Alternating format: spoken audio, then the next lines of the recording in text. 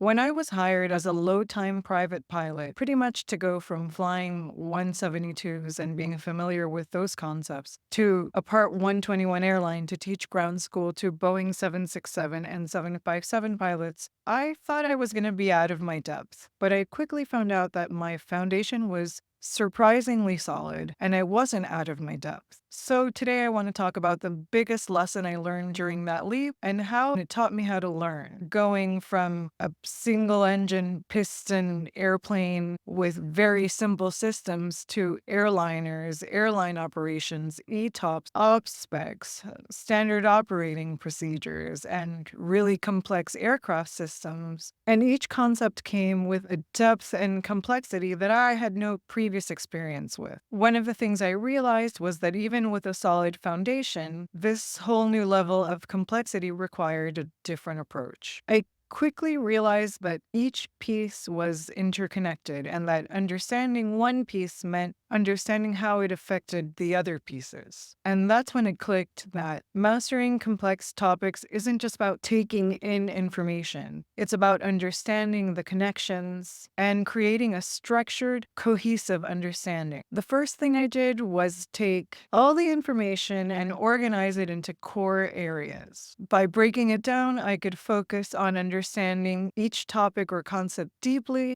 because it was broken down into manageable chunks.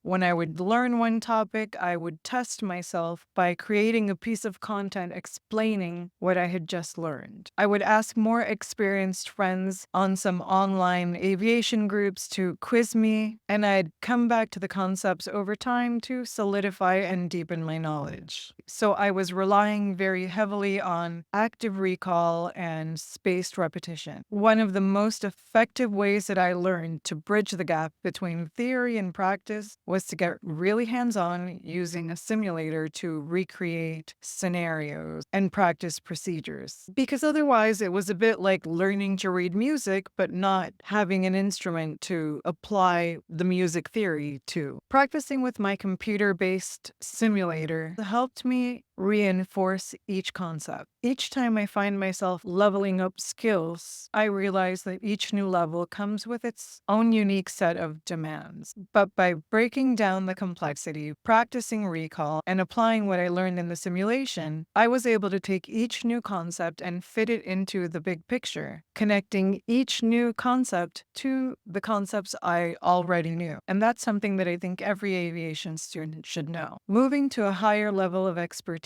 isn't about cramming. It's about creating a deeper, structured understanding. If you're working through a leap in aviation training, whether it's going to IFR, commercial operations, or airline-level operations, give these methods a try. And if you'd like more tips or exclusive resources, join my waitlist by sending an email to chickswhoflyofficial@gmail.com. And don't forget to subscribe for more insights to help you build your aviation skills and take on new challenges with confidence.